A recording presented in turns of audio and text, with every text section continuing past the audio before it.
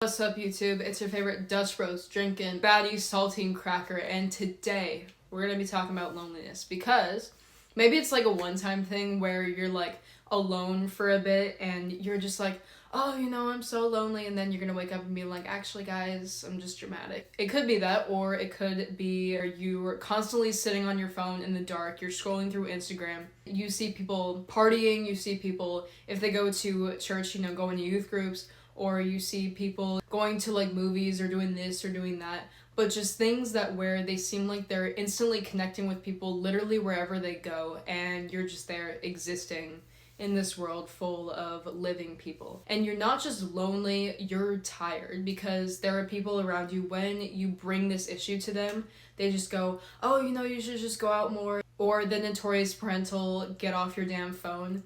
But you've tried these things, you've tried to do all the things that these people have said, and nothing works because it doesn't work. And I'm not trying to say that these people, especially your parents, your parents could be very lovely people, where they're not evil, they're not actively trying to lie to you, but somebody who says that's how you combat loneliness is just very misguided on how it actually is. And today, I'm going to be teaching you how to not only combat the loneliness, but the facts on how to do it as well, so you can remember these facts, and then you can do the process, and then you can at least reduce this loneliness in an efficient way. My name is Samantha Sunday, and why should you care about what I'm saying today, and why do I know what I'm saying actually works? I'm saying this because I actually did it. So I am a recent high school graduate. I went to 6 schools, specifically 3 elementary schools, 2 middle schools, and 2 high schools, all in 4 different states. 5 of these schools, I was severely socially awkward. I had no people skills, had no connection to social skills. This caused a lot of problems for me. This caused having no friends at one point. This caused bullying, and of course it caused loneliness because of all of that. After a few unfortunate events, I decided to actually change that. And then in my senior year of high school, I eventually, made it out of those trenches. I made 20 plus friends in a year. I hang out with every single one of these friends at least one time, and these friends are quality. I have had, very connective moments with them. Some of them I'm very, very close to right now. I hang out with people almost every single weekend. Vice, being so happy when I get a phone call saying, hey, there's a possibility of doing this. I'm in this social era right now, and I realize that, hey, my story is pretty crazy. The lore goes kind of hard, so why not just make videos helping high school and college girls make those quality friendships so they avoid the mistakes that I made. Alright, with that, let's get started with the video before I literally become an essay without a thesis, Okay, so first off, we're going to go into the facts about loneliness and then the solutions about loneliness.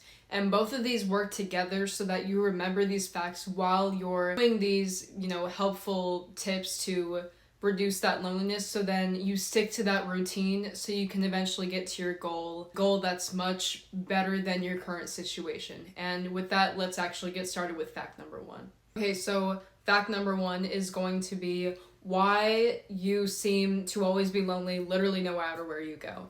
So I had this misconception while I was moving around to all these places, where if I went to that school or that job, I was miraculously going to become like this different person. I was become a social guru, and then everybody was going to love me, and therefore I was going to not be lonely anymore. This never happened, and I realized why when I became the version of myself socially that I am today. It's that loneliness is a internal problem. So it's a state of mind. So even the dictionary definition states that loneliness by itself means feeling dejected by a lack of connection. So it's not the fact that you're not going out or doing any of that. It's the fact that you're not connecting with people and you're actively feeling sad about it. It's not the fact that you don't have friends, or you don't have friends that make you feel satiated in life. It's the fact that you yourself are sad about it. You looking at that Instagram post and seeing these people with friends,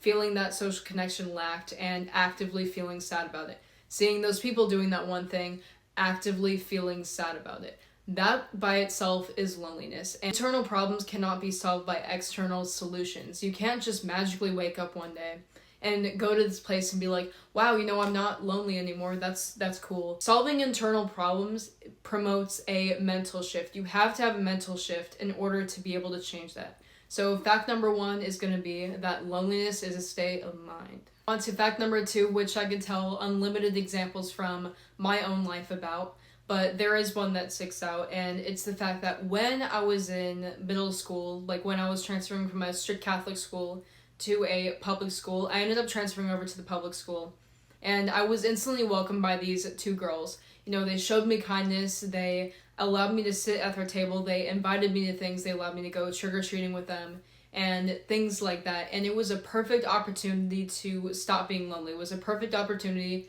to ingratiate myself in this friend group if they wanted me to, because they seemed like sweet people as well. It wasn't like, oh, I had a bad feeling about them. It was like these genuinely seemed like sweet girls even to this day. And I just couldn't bring myself to do it. I was very uncomfortable every time I hung out with them. I wanted to go home. And so I just never talked to them again. I stopped sitting at their lunch table. I would never speak to them in the hallway or anything of that nature. And I wondered why for like several years. And then I realized that I was literally lonely as part of my identity. Like, loneliness had become such a habit for me where I was so comfortable with it that I just like stuck to being lonely, and I just couldn't imagine any other world where I wasn't. And I've seen this in so many people as well once, I did grow up. And it's just sad to me that that's the reality of things, where you can become such a creature of habit. But then on the flip side, it's not sad because it's happy, because it means that you can have new habits where that isn't the case anymore. But it does take a lot of work, because if loneliness is like becoming a part of your identity, which it will if you just continue being lonely, or you're already lonely as well, it's going to become something that runs your life, and it'll be very hard to break. So fact number 2 is loneliness may be a part of your identity if it hasn't been already. So fact number 3 goes into those people that want to make you just tear your nerves out or just don't like in general, where every time you talk to them, maybe they're like toxic, they're manipulative, even if they are good people, you just don't vibe with them. Like, you just don't feel like you've been satiated by any means of social connection. And so you walk away from that, you feel not satiated, and you feel probably even worse about yourself a lot of the time. And this by itself can cause loneliness. So fact number 3, very short, people can make you lonely. Alright, so now with all these facts in mind, how do you actually go about combating the loneliness? So... Hi, Sam. Yeah, She's in her room. Yeah. The door closed. And a phone. Can I have some privacy? Yeah. I need some privacy. Yeah. What are you doing? You're not allowed to not like my pigtails. Now that we got the facts on the loneliness, let's get into the problem solving, how to actually solve it. You need to do what's called switching from what you perceive as loneliness to actually being alone, aka being okay when there's a lack of connection in the pool that you're currently in. That means that you're not unworthy of connection, but because you're lacking connection and you're not alone to the alone stage yet, it can actually be kind of dangerous for you, because number 1, people don't like desperation. A lot of sane people will see that and naturally be turned off by that. Not because you're an evil, horrible person, but they are going to wonder why nobody is friends with you, and therefore be flocking away from you because of that. A lot of people did that to me when I was in the state that I was in, and I even found myself doing that to other people when I see it, because I'm like, dude, why? There has to be a reason why they're like not with anybody. But in any case, the toxic people are going to want you, though, because they can easily manipulate you. Again, not because you're dumb or you're stupid. It's just that because you have that desperation, it's a target on your back and it sends an energy out. So you need to get that energy away from the world, and you need to bring it back, work on yourself, and then become alone. So how exactly do you become alone? Well, I'm going to show you how to do that. How I did that, yeah. Solution number 1 goes into that one thing that you look forward to doing. So that thing where you come home from school or come home from anything literally stressful and you're like, yeah, in my free time, I'm gonna go do this. I'm gonna feel happy and I'm gonna have a will to live. And if you don't know what I'm talking about a hobby. And if you don't have a hobby, then go find one, because when you're doing your hobby, when you're doing something that you personally love to do, then you're too busy feeling that sort of joy than to feel sad about social connection. So when you pour into that, when you pour your heart and your soul and your passion into that, it sort of becomes this like happiness bubble that you can't get out of, and you don't want to get out of that.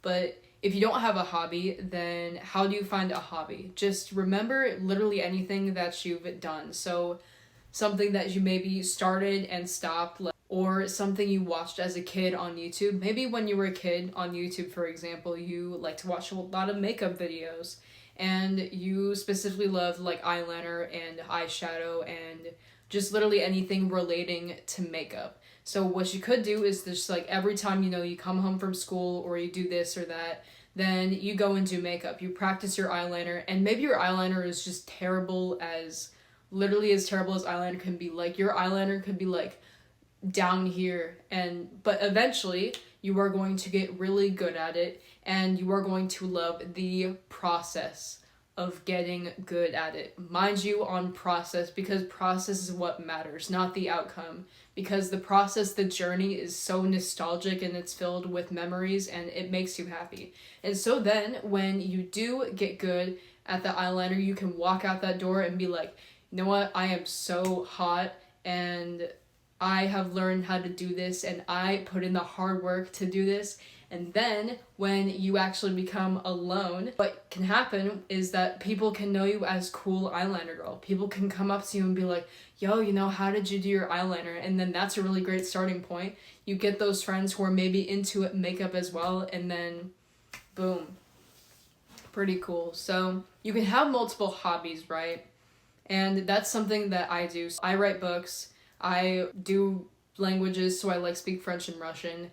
I go write, like I said, I go work out. I just do a lot of stuff. However, writing is my main one. So what you can do is you can have a main hobby, but you have to have something that you put a lot of your work into so that you can get good at it. So then when the time comes, it can be like a focal point for you in being happy and also having a focal point of what people kind of know you as. Yeah, you know, just be a focal point, be something that people know you as, but then also having that to, I guess, commence all your happiness and put it into yourself.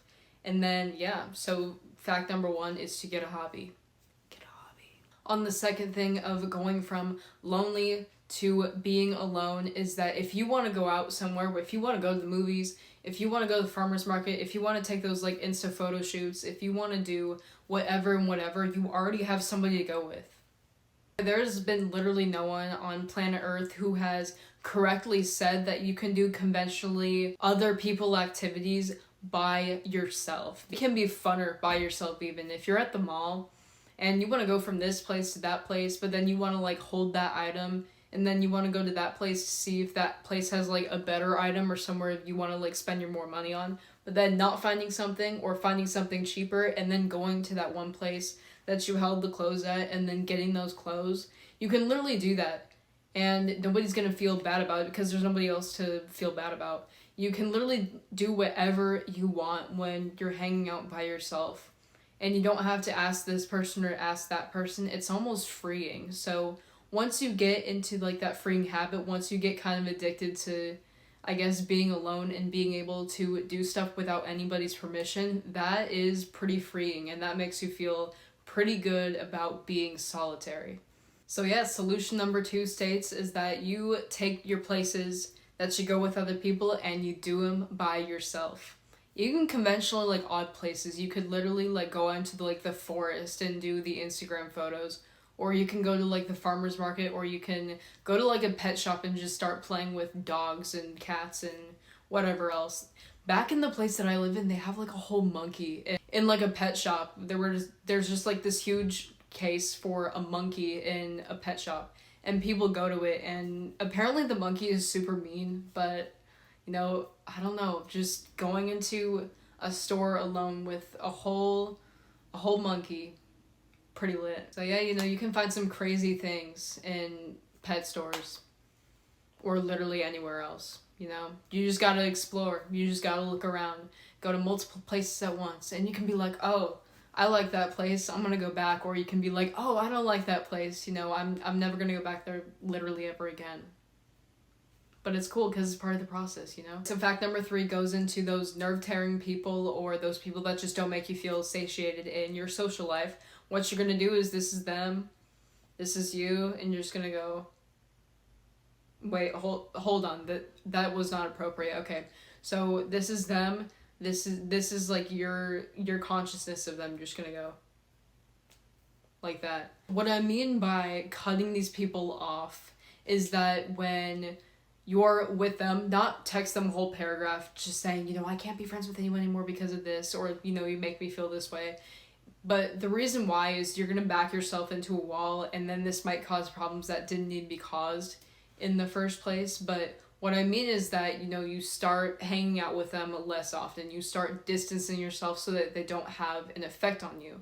Because them having an effect on you will make things worse. You know, even when you're trying to get better, when you're constantly surrounded by that aura of those people, then you're constantly going to be brought down. You're just constantly going to feel awful, and then it's going to be much harder to stick to those goals because you feel awful. So what you need to do is that every time, you know, they ask you to hang out, or they ask you to do this, XYZ with them, just go, no. And if you do that several times, they'll eventually get the hint, and they possibly won't even care. Not that you're a bad person, but they possibly won't even care. People have their lives, and they're just like, oh, you know, just another goner. Or if they don't get the hint, then I would say write them that paragraph, or actually confront them. Probably just confront them in person. I think that's a more efficient way of going about things. Yeah, so number 3 is to distance yourself from the people that make you feel like you're going to be held down when you're trying to combat this loneliness. Alright guys, thank you so much for watching this video, and if you want more videos like this, please subscribe so that you can be notified when they come out, because when in this series where I teach high school and college girls to make relationships, quality relationships with other females especially, then what you can do is you can go to these videos, combine these multiple strategies that I have laid out, how I made my quality friendships, and yeah, you'll have a much higher likely chance of getting what you want socially. So yeah, bro, that's it.